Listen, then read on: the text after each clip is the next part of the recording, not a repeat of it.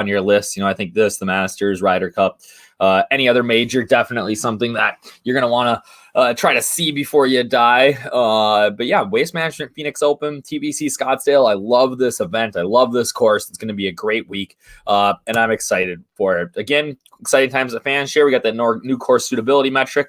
Lee Aldrich, aka DK Golf Bargains, my partner in crime here at Fanshare Sports, has really been crushing lately with that. Not back to back, 2 out of the last 3 mini max, 150, 50-cent lineups. Contest on DraftKings. He's won using that. Also, our improved lineup generator. So we've had some issues here. It is like legit ready to roll now. You can build 150 lineups in like seconds, and it's really an exciting thing to use. I'm a big fan, and I'm a big fan of some of the changes here that we've made. It's not only are you able to build them this fast, it's so customizable, whether you want to do it on ownership, whether you want to do, you build those lineups, you're looking through those 150, you can hand click different guys in based on the salary. I love it.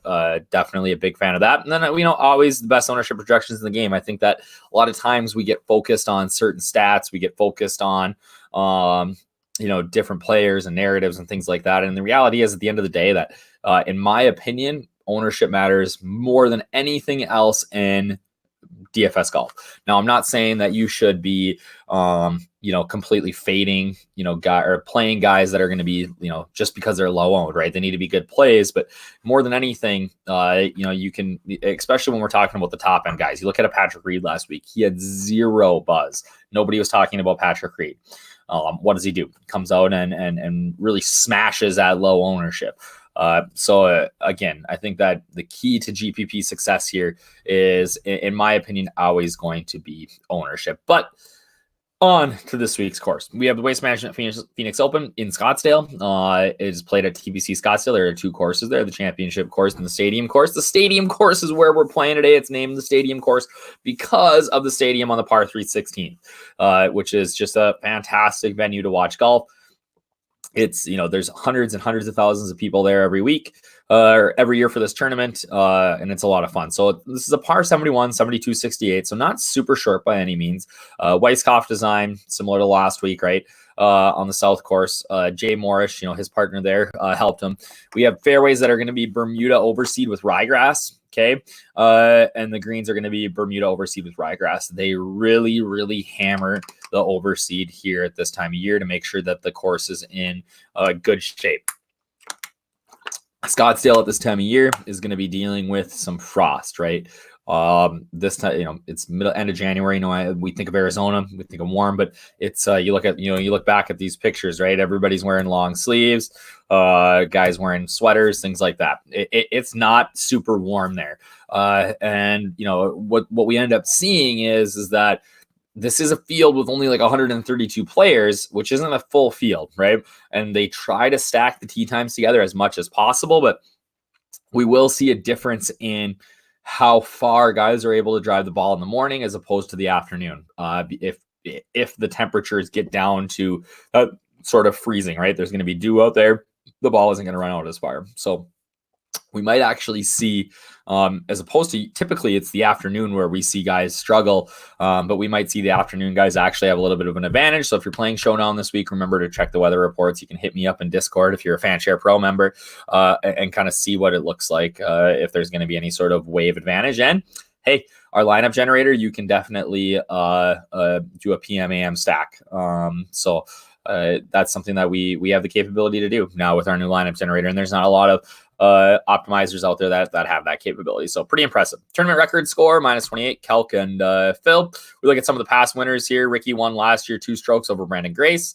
Woodland over Ches, local guy. Decky won here twice in a row. I like that sort of game, that long off the tee, very accurate iron player. Outside of, Fowler is a great putter. But some of these guys like Webb or like Gary, Decky, Brooks, Stadler, Phil's an okay putter at that time in his career. Stanley, awful putter.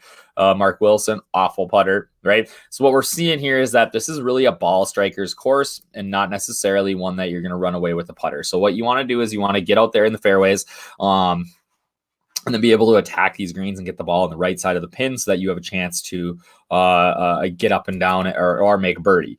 So I definitely like, that sort of mold when we're talking about players, that ball striker, steady eddies. It's hard, right? Like you see like a guy like Decky's won here twice, Brooks, these sort of machine type golfers.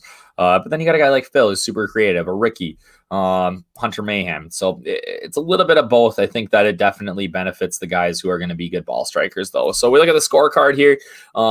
We got 1 short par 3, 3 long par 3s, 2 short par 4s, 5 medium par 4s, 4 long par 4s, and 3 long par 5s, right? So I definitely think this is a week that you want to be good with your long irons. But also it does roll out pretty well here. So some of these even medium and long par 4s, guys are going to have some wedges in. Again, scores, course, you're able to go low here. Let's take a look. So we actually do have a fairly decent amount of rough strokes. These greens are, 55% driving accuracy. That's below average here, but look at this driving distance, 298. So what that tells me is that you want to hit it long, and it doesn't necessarily matter how accurate you are. So, not super difficult, but in the midterm here of difficult to hit fairways. But again, with this driving distance so high, at only 7,200 yards, what that tells me is that it doesn't really matter. We get a decent amount of rough strokes right below average.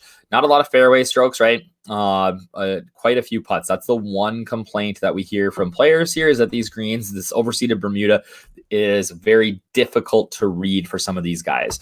So experience here helps. So having played here in the past, you see guys that kind of continue to do well here. Rickies, the Deckies, the Ches Reeves, tend to have some success here over time. Greens and regs, 66. That's right on average. Pars, right on average. Bogeys, right on average. Not a lot of double bogeys. Birdies, right on average. So a very standard, sort of test of golf here. We look at how it scored last year. Interestingly, hole number 14, the 490-yard par 4, was one of the top 50 toughest holes on tour last year.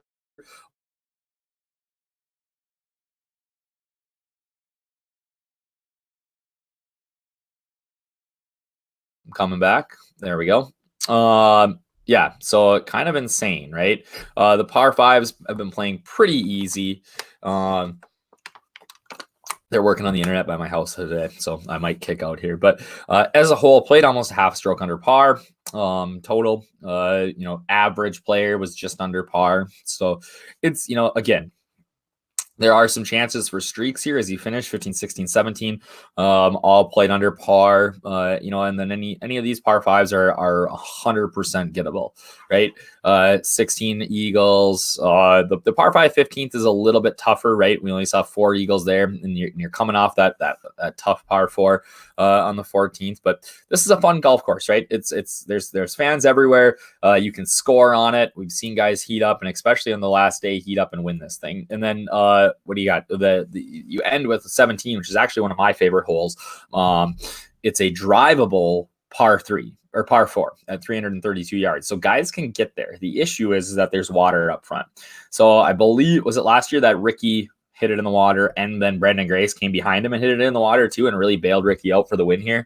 I think this was the course that Ricky then had the ball fall off the back of the green into the water and still won, which is still pretty impressive, right? So overall, again, you got to score. You got to be a ball striker here. Distance is going to be a definite advantage, right? So I'm looking at guys, if I'm talking stats here, I'm looking at guys that are strokes gained approach. I'm looking for birdie or better. I'm looking for bogey avoidance, right? I don't want guys in trouble.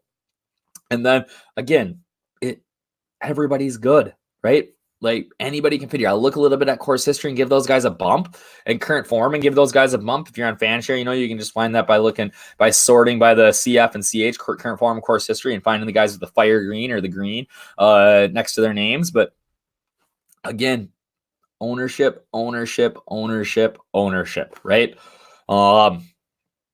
It just really, we're early in the week here. It's going to depend on what it kind of shakes out like. We have FanDuel pricing at this point, not DK, but obviously Ram's going to be the most expensive, right? If Ram's going to come in under own, 100% in play for me. But we look at kind of guys and how they've done here in the past. Brandon Grace leading the way in average DK points. He was second here last year. Obviously, though, we're only talking about one appearance, but hey, 2.8%. I actually think Grace is going to come in a little underowned this week. If you look at his game log, and it depends on if DK is going to show Euro or not, but his game log is terrible. His game was freaking awful the last couple of months, or the last really year, almost since this tournament. It's been terrible. I think back to the match play. He did almost take down Dustin Johnson, I believe, but since then, his game has been awful. So Grace is definitely in play for me this week. I think he's a little bit of a sleeper. Bryson, only one appearance here, but did very well. I'm interested to see how DK prices Bryson after really how terrible he's been on the European tour. Fowler and Mats, though, both averaging 98.8 or in the 90s for DK points. That's incredibly impressive for 5 events. Party Marty Laird is going to get a lot of love this week. For me, that's going to be an ownership play. If he's at 4.3%, then yeah, I can get 15-20% and be happy about it. Kuchar Benyon is a guy who's going to be a core play for me this week. He's got 3 appearances here and is averaging 87 points. He's got a runner up here. The kid can play. He's got great iron game. And at an event where I think that you don't necessarily need to putt very well, right? These are difficult to read greens. You just got to get it close, and you have that capability here. I think this really suits on. Talked about Ram. Xander is a very, very interesting name. 2 appearances here, 82 average DK points, averaging 16 birdies, 4 bogeys, and an eagle. He is going to be extremely underowned this week after missing the cut last week at his home course, right? DFS golf is full of recency bias, right? So Ram, playing well, should be overowned. Granted, he might be the highest priced player, which we typically see kind of hurt his ownership. But Xander is going to be a high priced player that I think likely comes in at under 10% owned, and I will buy that all day, right? All day, I will buy that. That's an impressive sort of player who's done well here in the past that people will struggle to get back on because he missed the cut last week at Torrey Pines. So, and then Sung Jae's in there. I mean, we're always playing Sung Jae. So here's where I'm at. Winner, Benyon. I like kind of that mid tier. I would imagine he's going to be like 8.6, 8.7, kind of looking at the field and the odds that are out. I like sort of that balanced build this week. And I just think this game really suits on Chez. He's my chalk donkey, right? He is going to be highly owned because people are going to talk about he's from the area. He's a member of the course, right?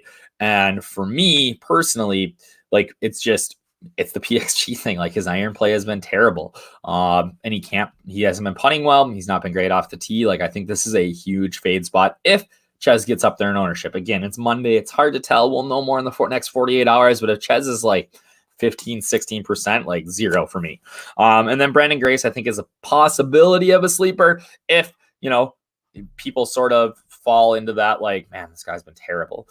He's got great course history. He found it on the European Tour, playing well a week ago. So Grace is definitely in play for me. As always, give us a follow on Twitter. Again, try to keep this short and sweet, under 15 minutes, give you an idea of what you're looking at this week. I'm at DFS Up North. You can find us at Fanshare Sports, DK Golf Bargains. You can use that promo code Josh for 20% off a Fanshare Pro membership. If you are not a member yet, you get access to all of our articles, all of our content, and our new optimizer, which has been, like I said, impressive. So again, have a great week, guys. You can catch me in for my GBP lineup breakdown on Wednesday on the site if you are a Fanshare Pro member. Again, if not, join up. Thanks.